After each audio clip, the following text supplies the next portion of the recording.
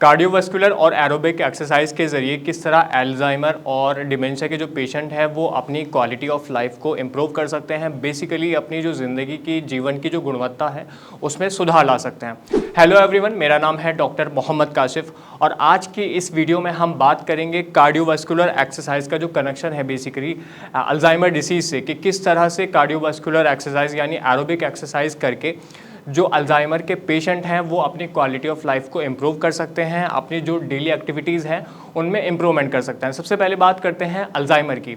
देखिए, अल्जाइमर जो है वो अपने आप में एक न्यूरोडिजेनरेटिव डिसऑर्डर है। न्यूरोडिजेनरेटिव डिसऑर्डर कहने का मतलब ये है कि जो ब्रेन के सेल्स हैं, जो बेसिकली न्यूरॉन्स हैं, वो डिजनरेट होने लगे हैं, मतलब वो थोड़ा ख़त्म होने लगता है। उसका सीधा असर इंसान की मेमोरी के ऊपर होता है, जो उसका बिहेवियर होता है उसमें बदलाव होने लगता है, उसकी जो पर्सनालिटी है उसमें बदलाव होने लगता है, जो उसकी दैनिक दिनचर्या बेसिकली होती है वो उसको भूलने लगता है। डिमेंशिया बेसिकली हम एक वर्ड का इस्तेमाल करते हैं कि वो अपनी जो डेली एक्टिविटीज़ है, जो भी वो परफॉर्म करते थे उसको भूलने लगता है। तो ये किस वजह से हुआ? ये हुआ न्यूरो डीजनरेशन की वजह से, मतलब जो न्यूरॉन थे उनका डीजनरेशन हो गया।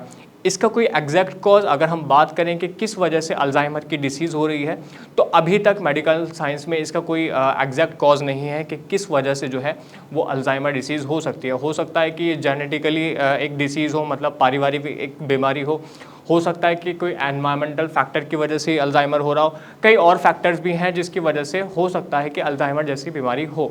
अब सबसे पहली बात, इस बात को समझिए कि अपने आप में जो अल्जाइमर डिसीज़ है, अल्जाइमर जो बीमारी है वो एक प्रोग्रेसिव डिसीज़ है, मतलब कि समय के साथ जो है वो बढ़ती चली जाती है। कंप्लीट क्योर की अगर हम बात करें, शायद ही कंप्लीट क्योर जो अल्जाइमर में है वो हो सकता है, लेकिन हम अपनी क्वालिटी ऑफ लाइफ को इम्प्रूव कर सकते हैं कुछ कार्डियोवास्कुलर एक्सरसाइज के ज़रिए, कुछ एरोबिक एक्सरसाइज के ज़रिए।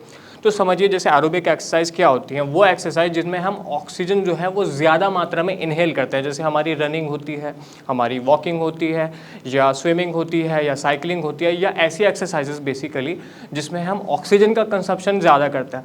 तो जो अल्जाइमर के पेशेंट हैं, जितना वो ऑक्सीजन का कंजप्शन करेंगे उतना ज़्यादा उनके लिए बेटर होगा। जब ऑक्सीजन का कंजप्शन ज़्यादा करते हैं, मतलब ऑक्सीजन ज़्यादा इनहेल करते हैं, तो वो अपने ब्रेन को कहीं ना कहीं उचित मात्रा में या बहुत अच्छी मात्रा में ऑक्सीजन पहुंचा देते हैं, मतलब सैचुरेशन जो है वो ब्लड में ऑक्सीजन का बहुत अच्छा हो जाता है। तो ब्रेन को सबसे ज़्यादा किस चीज़ की ज़रूरत है? ब्रेन को ज़रूरत है ऑक्सीजन की, ब्रेन को ज़रूरत है न्यूट्रिएंट्स की।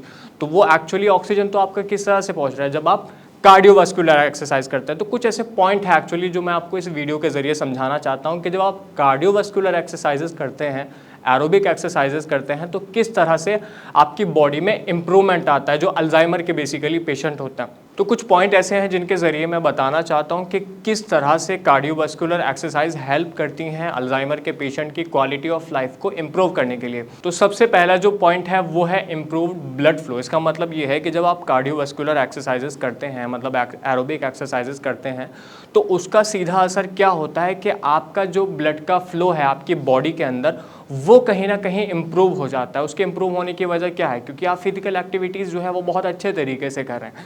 तो फिजिकल एक्टिविटीज़ को बहुत अच्छे से करने की वजह से, एरोबिक एक्सरसाइज को करने की वजह से, बेसिकली रनिंग वगैरह, वॉकिंग हो गया, आपका साइकिलिंग हो गया, ये करने की वजह से आपकी बॉडी में जो है वो ब्लड का फ्लो बहुत अच्छा हो जाता है। अब इसमें एक ज़रूरी बात यह है कि जब आपकी बॉडी में ब्लड फ्लो अच्छा हो जाता है तो आपकी जो ब्रेन सेल्स हैं, बेसिकली जो न्यूरॉन्स हैं, उनमें भी ब्लड जो है बहुत अच्छी मात्रा में पहुंचने लगता है। तो जब ब्लड अच्छी मात्रा में पहुंचेगा तो इसका सीधा सा मतलब है कि आपके ब्रेन में ऑक्सीजन भी बहुत अच्छी मात्रा में पहुंचेगी, आपके ब्रेन को न्यूट्रिएंट्स भी बहुत अच्छी, यानी जो पोषण है वो भी बेसिकली बहुत अच्छी मात्रा में मिलेगा। तो सबसे ज़्यादा अच्छा एक फ़ायदा, जो पोटेंशियल इफ़ेक्ट है कार्डियोवास्कुलर एक्सरसाइज करने का, जो एरोबिक एक्सरसाइज करने का, वो यही है कि उनकी बॉडी में जो ब्लड का फ्लो है, या मुझे ये कहना चाहिए सीधा कि आपके ब्रेन में जो ब्लड का फ्लो है वो बहुत अच्छा कहीं ना कहीं हो जाता है। तो आप कोशिश करिए कि आप ज़्यादा से ज़्यादा एरोबिक एक्सरसाइज में इन्वॉल्व रहें।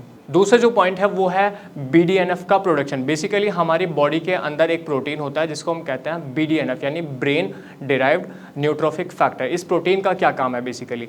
तो ये प्रोटीन जो है वो हमारे जो न्यूरॉन्स हैं, हमारे ब्रेन में जो न्यूरॉन्स हैं, उनकी ग्रोथ और उनकी मेंटेनेंस के लिए जिम्मेदार हैं। अब इसका जो प्रोडक्शन है, BDNF का जो प्रोडक्शन है, वो कहीं ना कहीं जब आप कार्डियोवास्कुलर एक्सरसाइजेस करते हैं, रिपीटेडली करते हैं, रनिंग करते हैं, वॉकिंग करते हैं, ये सब चीज़ें एरोबिक एक्सरसाइज आप करते हैं, तो उसका जो सीधा लिंक है वो है BDNF के प्रोडक्शन से। तो आप कोशिश करिए कि ज़्यादा से ज़्यादा कार्डियोवास्कुलर एक्सरसाइजेस करेंगे तो आपके BDNF का प्रोडक्शन बढ़ेगा, जिसका सीधा सा मतलब ये होगा कि आपके जो न्यूरॉन्स हैं उनकी ग्रोथ कहीं ना कहीं बनी रहेगी, उनकी मेंटेनेंस कहीं ना कहीं बनी रहेगी, जिससे आपकी जो कॉग्निटिव पावर है, आपकी जो मेमोरी है, आपका जो बिहेवियर है, बर्ताव है, या जो आपकी डेली एक्टिविटीज़ हैं उसमें कहीं ना कहीं इंप्रूवमेंट होगा। आपकी जो क्वालिटी ऑफ लाइफ है उसमें कहीं ना कहीं इंप्रूवमेंट होगा। क्यों?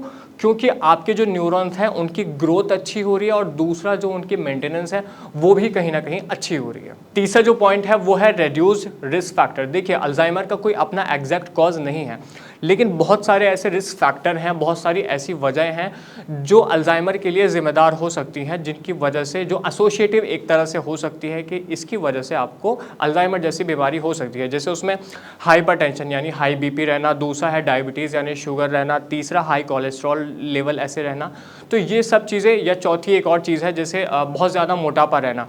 तो जब आप कार्डियोवास्कुलर एक्सरसाइजेस करते हैं, जब आप एरोबिक एक्सरसाइजेस करते हैं, तो उसकी वजह से कहीं ना कहीं आप अपने हाइपरटेंशन को यानी अपने BP को मेंटेन रखते हैं, दूसरा अपने शुगर लेवल को मेंटेन रखते हैं, तीसरा जो आप मोटापा एक तरह से बढ़ता चला जा रहा है उसको आप कहीं ना कहीं इंप्रूवमेंट में लेके आते हैं, उसको कहीं ना कहीं आप मेंटेन करते हैं, और चौथी जो चीज़ है वो है हाई कोलेस्ट्रॉल। तो जब आप एरोबिक एक्सरसाइजेस करते हैं, जब आप कार्डियोवास्कुलर एक्सरसाइजेस करते हैं, तो उसका सीधा जो असर होता है वो इन सब चीज़ों को मेंटेन करने के ऊपर भी होता है। मतलब ये जो रिस्क फैक्टर हैं, चाहे वो डायबिटीज़ हो, चाहे वो हाइपरटेंशन हो, चाहे वो मोटापा हो, चाहे वो और सारी चीज़ें हों, तो जब आप एक्सरसाइज करते हैं, जब आप एरोबिक एक्सरसाइजेस करते हैं, तो इनकी वजह से आप इनके लेवल्स को मेंटेन रखते हैं। इनके लेवल्स को मेंटेन रखने की सीधा असर आपके अल्जाइमर पर पड़ता है। अगर कोई इस तरह का पेशेंट है, अल्जाइमर का पेशेंट है, तो वो अपनी क्वालिटी ऑफ लाइफ को इंप्रूव कर लेगा, अपनी ज़िंदगी में गुणवत्ता ले आएगा।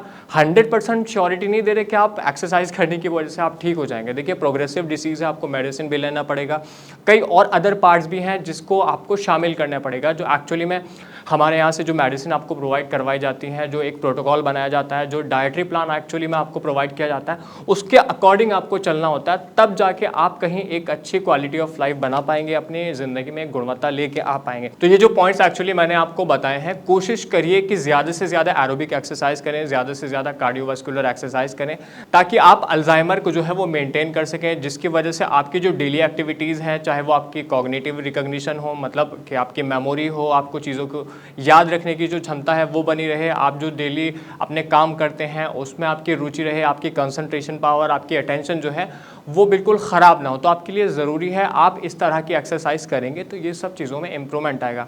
फिर भी अगर आपका कोई सवाल है, आप कुछ पूछना चाहते हैं, तो हमारे डॉक्टर्स की टीम आपके लिए हर समय उपलब्ध है, हर समय अवेलेबल है। आप हमें नीचे दिए गए नंबर पर हमेशा कॉल कर सकते हैं। धन्यवाद।